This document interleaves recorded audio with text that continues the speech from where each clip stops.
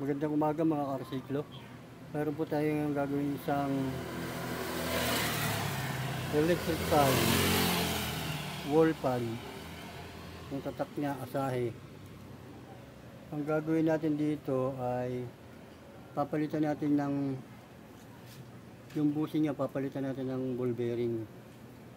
Okay, pakita ko na lang sa inyo yung pag nabaklas na tong mga case tsaka hélice.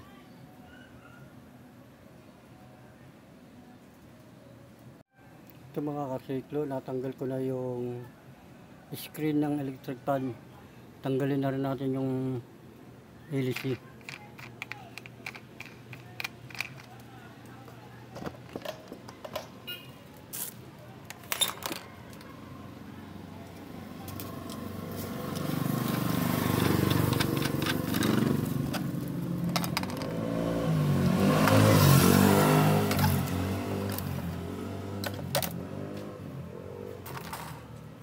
Yan siya. Ngayon, pakita ko lang sa inyo pag natanggal ko na itong mga case. Okay.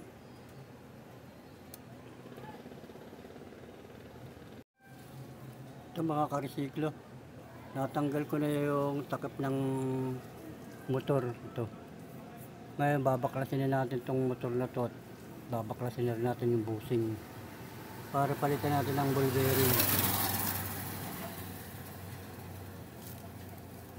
Okay, pakita ko na lang ulit sa inyo.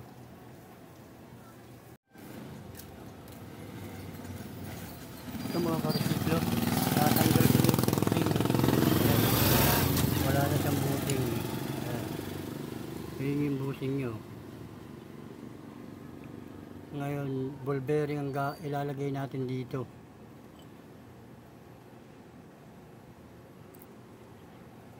Ayan, okay. Handa ko lang yung gagamitin natin mga materyales. Pakita ko na lang sa inyo.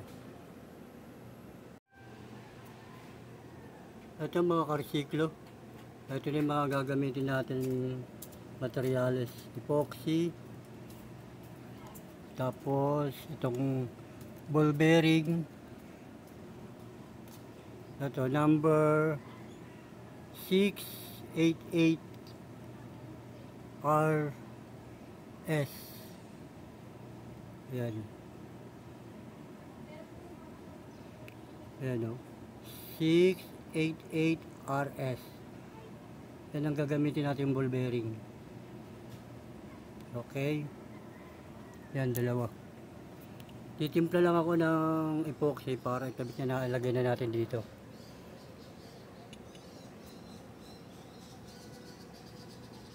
Pakita ko na lang sa inyo pag nakapagtimpla na ako.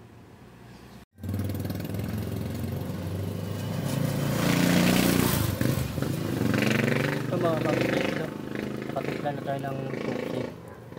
Lalagyan na natin yan dito, dyan, tsaka dito. Mga gilid lang. Okay. Pakita ko na lang sa inyo pag nakalagay na siya. At lalagyan din natin itong ball bearing dito lang ng dito sa gilid lang na to yung lalagyan natin ng epoxy para kumapit lang siya. Ito mga karisiklo, naikabit ko na yung ball bearing at saka itinakip ko na siya. Ngayon gagawin natin, hintayin na lang natin siyang matuyo. Pag natuyo siya, babaklasin ulit natin, tapos titignan natin yung mga konti lang ang nakalagay na epoxy para lagyan ulit natin. Okay.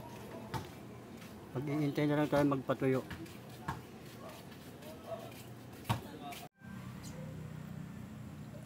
Ito mga karisiklo, natuyo na yung unang linagay natin na epoxy. Ito, nakadikit na yun, ano, yung ball bearing, pati itong isa. Ngayon, gagawin natin dito ay lalagyan pa, magtitimpla pa ulit tayo ng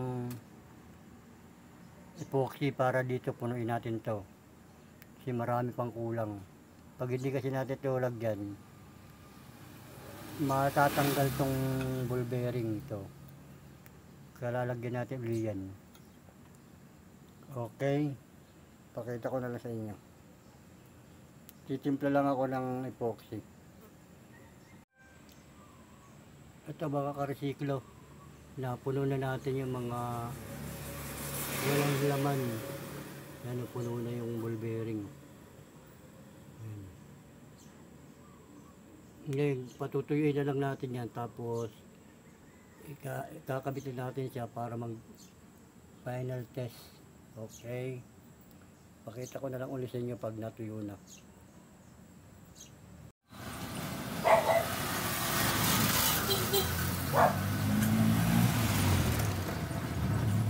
Ito mga karesiklo, natapos na natin itong i-ball bearing.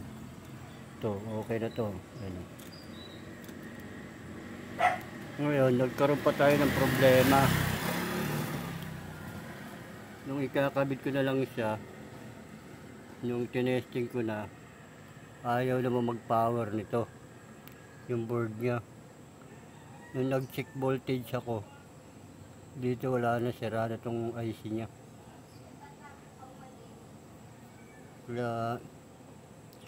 Wala tayong ipapalit ditong IC na to. Ko-convert ko na lang to ng, lalagyan ko na lang siya na ng pihitan. Tatanggalin ko na lang tong board na to.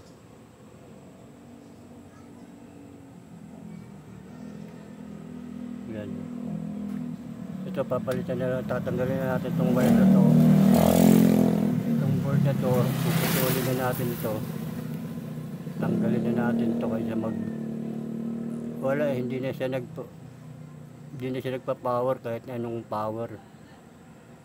No power na siya. Okay, hanapan ko lang to ng paraan kung paano to magkakaroon ng pihitan. Pakita ko na lang uli sa inyo.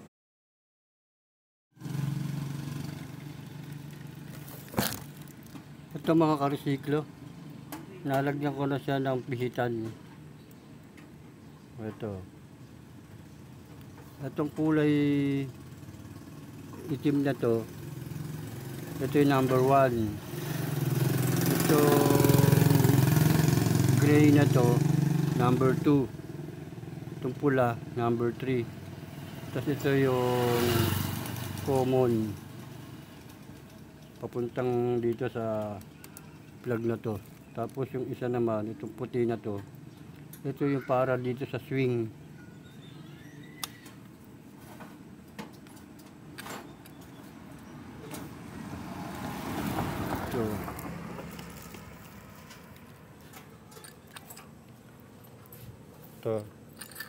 Ito 222 eh.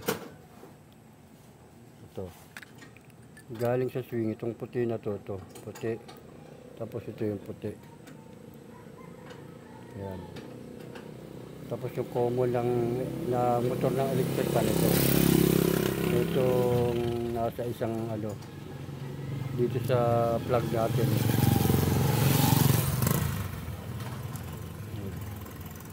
Kaya gagawin ko nito, kakabit ko na lang yan dito, bubutasan ko rito, papasok natin yan ng ganyan.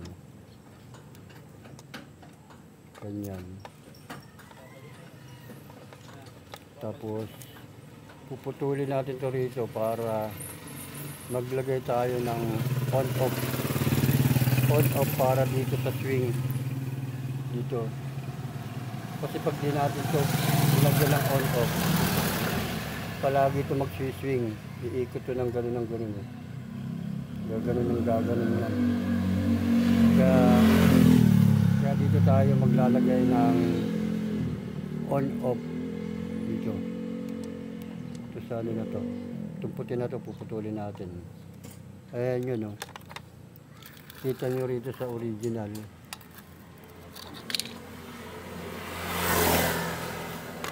So, sa original na ang kulay pula high, ang kulay gray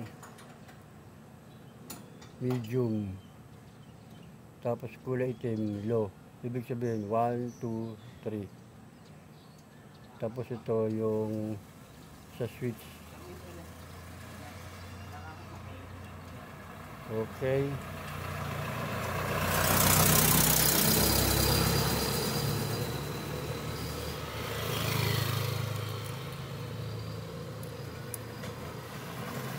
Pakita ko na lang sa inyo pag nabutasan ko na rin ito, tsaka dito tayo maglalagay ng on off. Maghahanap ako ng on off. Naubusan na ako ng bago.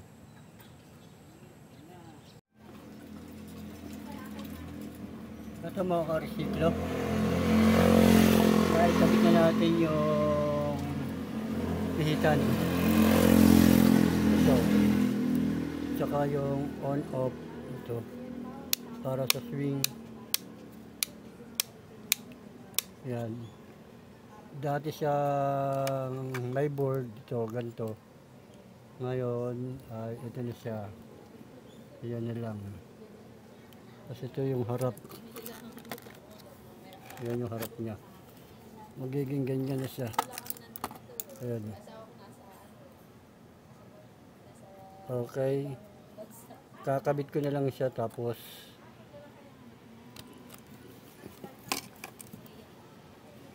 makikita ko na lang siya pag nakikabit ko na lahat. Okay.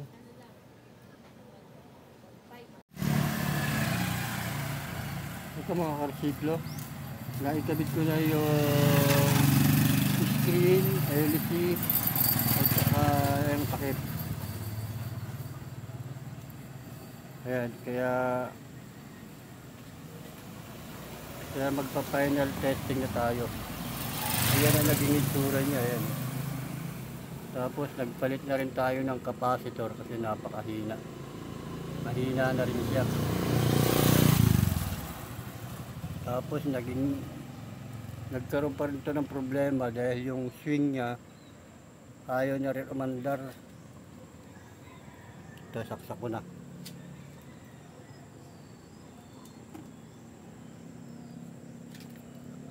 Ano natin na number 1.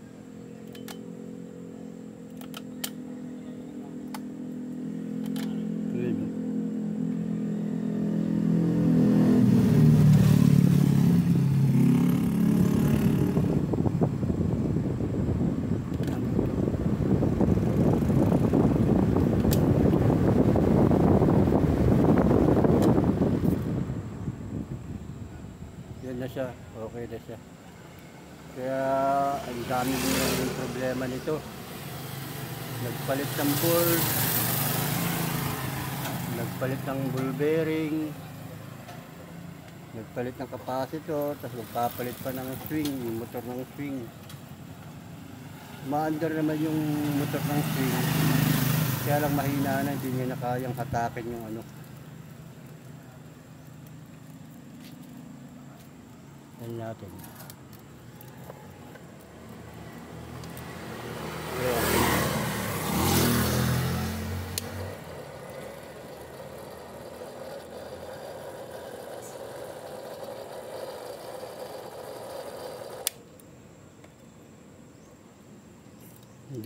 Hindi na kaya yung ano niya.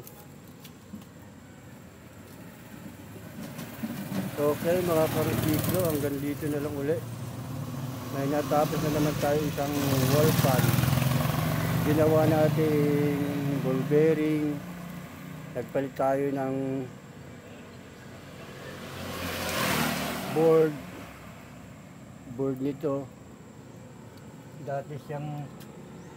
Dati siyang ganito, ayan.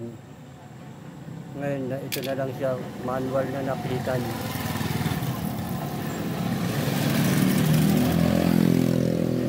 Tapos nagpalit tayo ng capacitor. Okay. Maraming po salamat sa inyo lahat.